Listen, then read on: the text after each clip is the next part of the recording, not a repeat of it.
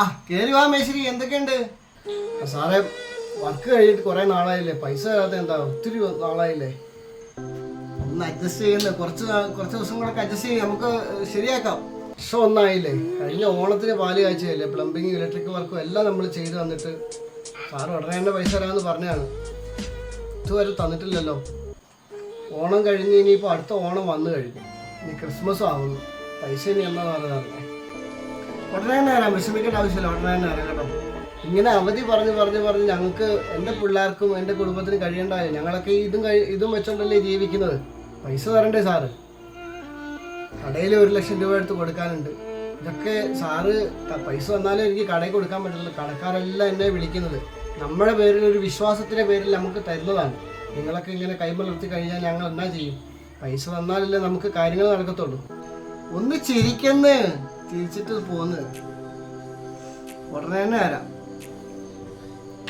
വിഷമിക്കണം, ഉടനെ തന്നെ തരാം. കാരണം ഇങ്ങനെ അവധി പറയല്ലേ, ഓരോരോ അവധികൾക്കും പറഞ്ഞിപ്പം കഴിഞ്ഞ 2 മാസത്തിന് മുമ്പ് പറഞ്ഞതാണ് ഒരാഴ്ചക്കുള്ളിൽ തരാമെന്ന്.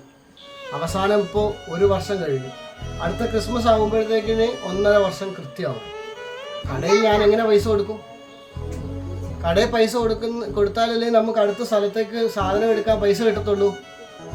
ഒന്ന് അഡ്ജസ്റ്റ് ചെയ്യുന്നത്, കുറച്ച് ദിവസം കൂടെ അഡ്ജസ്റ്റ് ചെയ്യും, നമുക്ക് ശരിയാക്കാം. അങ്ങനെ പറയില്ല സാറേ, ഒരു കൃത്യമായിട്ടൊരു ഡേറ്റ് പറഞ്ഞേട്ടെ, എന്നാലും നമ്മൾ ഇവിടുന്ന് പോകാൻ പറ്റത്തുള്ളൂ. കാരണം വർഷം 1 കഴിഞ്ഞു. ഇത്രയും നാളായിട്ട് ഒരു വീടാക്കി ഞങ്ങൾ തന്നിട്ടുണ്ട്. ആ ഒരു മര്യാദയെങ്കിലും, ഇവിടെയുള്ള ക്ലോസറ്റ്, ലൈറ്റ്, ഫാന് എല്ലാം ഞാൻ എടുത്തുകൊണ്ട്, എൻ്റെ സ്വന്തം റിസ്കിൽ എടുത്തുകൊണ്ട് വെച്ച് ഫിനിഷ് ചെയ്ത് തന്ന സാധനങ്ങളാണ്. ഇതൊക്കെ ഇനി അഴിച്ചെടുക്കാൻ പറ്റത്തില്ല, മറ്റൊരാൾക്ക് ഉപയോഗിക്കാനും പറ്റത്തില്ല. സാർ ഒരു ഡേറ്റ് കൃത്യമായിട്ട് പറഞ്ഞാൽ മാത്രമേ എനിക്ക് ഇവിടുന്ന് പോകാൻ പറ്റത്തുള്ളൂ.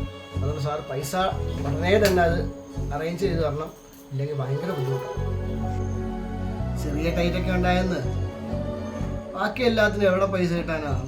കുറച്ചൊക്കെ പൈസ ഉണ്ടായിരുന്നു, അത് ഇതൊക്കെ മാറ്റി വെച്ച് ഉടനെ തന്നെ വരാം, വിഷമിക്കേണ്ട ആവശ്യമില്ല, ഉടനെ തന്നെ വരാം കേട്ടോ. ഭാര്യയുടെ കെട്ടുതാലിയും പണയം വെച്ച് വീടിൻ്റെ പണി തീർത്ത് കൊടുത്ത് ഒത്തിരിയും ബുദ്ധിമുട്ടിലായ ഒരുപാട് ഇലക്ട്രിക്കൽ പ്ലംബർ സുഹൃത്തുക്കൾ അവർക്ക് വേണ്ടി സമർപ്പിക്കും.